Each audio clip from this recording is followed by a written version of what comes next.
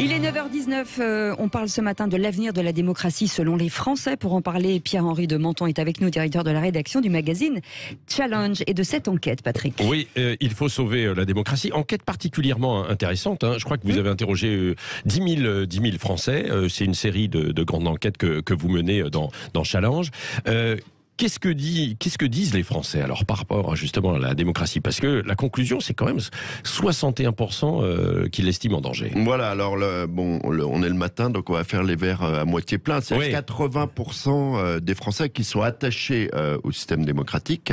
Ça veut quand même dire qu'il y en a 20% sur 5 qui ne l'est pas. Ouais. Et il y a le même nombre, à peu près à 2 points près, qui considèrent finalement que on sera aussi bien dans un régime autoritaire. Ouais. Donc on a quand même un problème. Et quand on regarde, quand on gratte un petit peu, parce qu'on a posé énormément de questions, c'est des entretiens assez longs faits, donc avec plus de 10 000 Français, on en a une majorité, par exemple, qui considère que certes on a une démocratie, mais qu'elle fonctionne mal. 54% considèrent que la démocratie fonctionne mal. Les chiffres montent alors ensuite très haut sur, par exemple, le pouvoir excessif de Paris et des élites, coupé des réalités, 85%. Et sur le fait qu'on ne se reconnaît pas, pourtant la gamme elle est large des candidats, on ne se reconnaît pas dans les candidats. 41% des Français ne s'y reconnaissent pas dans l'offre politique actuelle. Et puis on pourrait multiplier comme ça, on a pratiquement un tiers des Français qui considèrent que le vote est faussé. Alors c'est ça, 48%. Voilà. Donc on est en sens qu'ils considèrent que le vote. Alors derrière ça, il y a la critique du mode de scrutin qui est très importante et vous le savez, il y a un certain nombre de partis, le Rassemblement National, mais pas seulement, le MoDem aussi au sein de la majorité, qui réclament plus de proportionnel. Alors, mais cette question-là, en fait, on leur demande ensuite comment améliorer la démocratie. Et en fait, ce qui revient, là c'est assez paradoxal, ce qui revient beaucoup, c'est le référendum. Vous vous rappelez, on a beaucoup parlé pendant les Gilets jaunes, là ça revient dans un certain nombre de programmes, aussi bien tout à fait à gauche, côté Mélenchon, que tout à fait à droite, Marine Le Pen.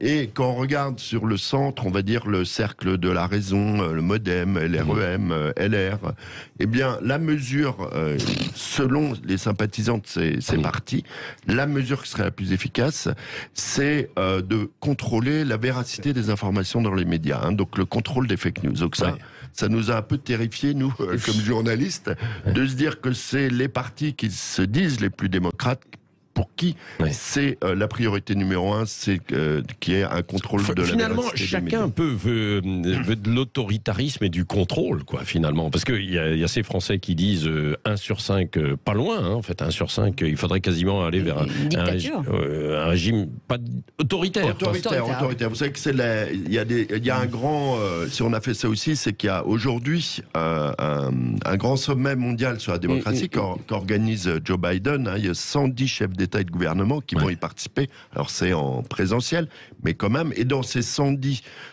chefs d'État et de gouvernement, il y en a beaucoup qui sont, on va dire, en zone grise. On ne sait pas très bien. Il y a des pays qui sont a priori démocratiques, comme l'Inde ou le Pakistan, voire la Russie, où il y a quand même des élections. Des élections. Il y a beaucoup de journalistes en prison, etc. Donc mais de manière générale, ça a tendance quand même à régresser. Allez, deux questions, réflexions de Elisabeth Lévy et Françoise Dabois. Il faut faire très attention avec cette expression du cercle de la raison. Moi, à chaque fois, je sursaute parce que les représentants... Non, j'ai mis des guillemets. Il a mis des guillemets. Non, mais il faut les mettre. Non, mais c'est très important que vous les mettiez, les guillemets, parce que ça participe vraiment alors du déni, du ras-le-bol démocratique de la quasi-totalité des gens. En gros, il y aurait le cercle de la raison, en gros, le macronisme, et tout le reste serait disqualifié. Ça, c'est pas possible. C'est insupportable, en fait. Mais c'est pas ce qu'a dit... Non. J'insistais parce que c'était sur le paradoxe de ces partis qui se vendent comme ça. Qui se vendent comme ça, comme très rationnels, etc. Et c'est les sympathisants de ces partis qui font les propositions qui me paraissent les moins démocratiques. Deuxième point, et deuxième point qui me paraît essentiel, la proportionnelle, le grand rendez-vous raté, évidemment des institutions. Je pense que moi j'aime pas le Front National, mais je considère qu'il est anormal que quand on est finaliste, on n'ait que 5 députés. Et vous avez 100% raison de le signaler. C'est la proportionnelle. Question. Non, moi la question que je me pose dans le fond, c'est celle de la définition de la démocratie, parce que c'est évidemment un système des institutions, le vote, etc. Mais c'est aussi un état d'esprit, la démocratie. Et pour moi, cet état d'esprit, il repose d'abord sur une chose, c'est la capacité au désaccord. Et au désaccord avec les gens dont on est le plus éloigné, c'est-à-dire tolérer ce qui nous semble tolérable, c'est-à-dire quand vous êtes un électeur socialiste, tolérer ceux de LR, c'est-à-dire des gens qui sont finalement pas très loin sur la question des valeurs, c'est pas très difficile. Or, moi, je me demande aujourd'hui, et là, mais tout le monde, si vous voulez, si notre société est encore prête à cela, parce que si la politique doit civiliser les conflits, il faut que les gens acceptent l'altérité idéologique, l'altérité en termes de valeurs. Et c'est ça que on est tout à fait d'accord. Et là, je vous balance encore un chiffre. Hein, mais oui, mais allez-y, il m'a beaucoup frappé, c'est qu'on a 31% des Français qui considèrent que la violence est un mode d'expression. C'est-à-dire que comme le système démocratique fonctionne mal, comme le vote est faussé, en fait, il n'y a plus qu'une issue. C'est la violence. Voilà, avec l'exemple des Gilets jaunes. Il y a beaucoup de gens qui disent les Gilets jaunes commencent à obtenir quand ils cassent l'Arc de Triomphe. Le raccourci est saisissant, mais ça c'est terrible. C'est pour ça que vous faites, Elisabeth Lévy, c'est qu'effectivement, il y a des gens qui considèrent qu'il n'y a plus cette possibilité de dialoguer, et donc là, il y a un vrai déficit démocratique, qui existe, puisque ça veut dire que la chaîne de courroie entre les élus, les élites et la population ne fonctionne pas très bien, on va dire ça comme ça. Oui, c'est vrai. Allez, on va poursuivre dans un instant. Qu'est-ce que vous en pensez, vous, au 0826 300 300 ? Est-ce que vous estimez que la démocratie est en danger, que la violence est c'est assez terrible de le dire, mais est un recours en fait possible, c'est ce que certains disent, expriment effectivement. Oui, compréhensible. Et les élections, votre participation aux élections, parce que là il y a en fait des réflexions assez intéressantes. Même chose. Et est-ce que vous pensez que dans 20 ans, il y aura toujours la même démocratie en France? Il y a une réflexion d'André Comte-Sponville à cette occasion, justement dans ce dossier. Vous pouvez nous appeler 0826 300 300. Il est 9h30, l'avenir de la démocratie selon les Français. Est-ce que la démocratie est en danger? Ce matin, pour en parler, Pierre-Henri de Menton, un directeur de la rédaction du magazine Challenge. Je voulais revenir sur un chiffre. Plus d'un Français sur 2 contre les actes violents visant les élus. On parle beaucoup d'agressivité dans le discours politique, dans l'espace public. On est assez étonné quand même qu'il y ait un Français sur 2, presque un Français sur 2, qui soit contre les violences. Ce qui veut dire que finalement, certains trouvent que logique ou normal qu'on s'attaque aux élus. C'est assez grave. C'est tout à fait. Ça donne une idée du divorce qu'il y a entre les Français et leurs élus. Alors attention. Parce qu'il y a d'autres batteries de questions sur est-ce que vous allez voter, à quel vote vous allez. Et par exemple, les élus, les municipales sont très populaires. C'est-à-dire que c'est un enseignement qu'on peut tirer de ce quinquennat. Au plus proche du terrain. C'est que c'est les maires qui ont un rôle important dans la démocratie. Et c'est aussi un segment d'une erreur stratégique initiale d'Emmanuel Macron, c'est d'avoir sous-estimé la puissance de ces fameux corps intermédiaires et en particulier des maires. Donc quand on dit les élus, la question elle est certainement bien faite, parce qu'on a beaucoup travaillé avec Harris, mais je pense qu'on ne peut pas tous les mettre dans le même sac. Si vous dites un député, je pense que le chiffre il n'est pas du tout pareil, surtout depuis qu'il n'y a plus de cumul des mandats que celui du maire. Ouais. Mais d'ailleurs, quand vous dites est-ce utile de participer, par exemple, vous donnez plusieurs possibilités aux élections. Bon, c'est d'abord les élections municipales qui arrivent, absolument, à 86% devant l'élection présidentielle, et puis ensuite les autres arrivent. Et souvent on dit le terrain est important, il faudrait redonner du pouvoir au quartier, etc. Ce qui arrive l'an dernier, c'est aux réunions publiques de quartier et aux assemblées de parents d'élèves. Quoi. Comme quoi, finalement, on réclame en fait un certain nombre de choses. C'est un peu le paradoxe, c'est que les Français, ils se méfient de la démocratie, ils considèrent qu'elle fonctionne mal, etc. Mais ils y sont extrêmement attachés, ils ne parlent que de politique. On est sans doute le pays au monde, je crois qu'il y avait eu des études là-dessus, avec l'Argentine et l'Italie, où on parle le plus de politique autour du Gigot le dimanche. C'est absolument incroyable. Donc, les gens sont passionnés par ça, même s'ils ne vont pas toujours voter, ils sont passionnés. Et alors, on leur a demandé on a fait une liste de pays en disant quel pays le plus démocratique du monde. Et bien, cocorico, figurez-vous que on n'est pas français pour rien, on considère qu'on est les meilleurs du monde devant les Suisses, où pourtant il y a la votation et on sait qu'il y a même des expressions des cantons où on a cette fameuse démocratie directe qui fait rêver beaucoup de Français, y compris des gilets jaunes ou anciens gilets jaunes. Mais est-ce qu'on peut encore s'exprimer quand on parle de liberté d'expression? Est-ce que les Français ont l'impression de pouvoir dire ce qu'ils pensent? Alors c'est le problème, c'est que je pense qu'ils ont l'impression de pouvoir le dire, mais ils sont très peu à considérer que cette parole est relayée par leurs élus, etc. Donc c'est là où il y a ce problème. Ça coince quoi, hein. Donc ils sont en fait une majorité à considérer qu'on ne prend pas en compte ce qu'ils disent, hein. Et c'est pour ça que les présidents se font tous sortir les uns après les autres, hein. Aussi, c'est qu'on considère que le terrain n'atteint pas ils n'ont pas pris en compte ce qu'ils attendaient, qu'ils ont trahi leurs paroles, etc. Donc il y a toujours cette défiance qu'on voit vis-à-vis de ce pouvoir qui est très vertical, hein, quand même, en France. Voilà. Alors on veut à la fois un homme fort, mais on s'en méfie, on dit ça serait bien que les élus aient plus de... Donc tout ça est un peu compliqué, ils sont un peu compliqués. C'est un peu paradoxal. Dans leur tête. Oui, alors le titre en fait de votre dossier et puis l'enquête, hein, c'est quand même que 61% des Français estiment que cette démocratie est en danger. Et d'ailleurs, il y a une réflexion de André Comte-Sponville, philosophe, éditorialiste justement à Challenge, qui dit, attendez, rien ne garantit que la démocratie sera encore là en France dans 20 ans et même à l'échelle de la planète également. Voilà, alors à l'échelle de la planète, on l'a vu, hein, il y a quand même une régression là depuis 5 ans environ, il y a une régression. On va voir, il y a un scrutin très intéressant et symbolique qui va avoir lieu au Chili, hein. On a vraiment deux candidats, c'est comme si on avait en face Mélenchon et Zemmour, hein, là-bas, avec toute la charge symbolique qu'il y a avec Pinochet et toute cette histoire. Donc il y a des moments clés qui sont en train de se jouer. On a vu toute une partie de l'Europe qui a basculé dans ce qu'on appelle, les intellectuels appellent l'illibéralisme. Donc c'est plus vraiment des démocraties, c'est pas encore des régimes autoritaires. Donc il y a effectivement, au niveau planétaire, on voit une régression. Et ce que dit André Comte-Sponville, c'est que aucun système n'est éternel.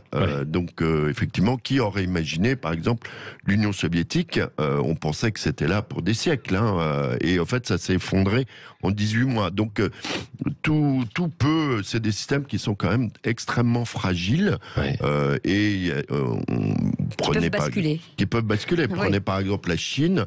Tout le monde était persuadé qu'avec l'enrichissement des Chinois, là en fait les 20 ans de l'entrée de la Chine dans l'Organisation mondiale du commerce, qui a fondé vraiment la mondialisation, on considérait qu'en fait la démocratie allait venir toute seule derrière, parce que le pays allait s'ouvrir peut-être. Quand on crée une classe moyenne, des gens plus éduqués, etc.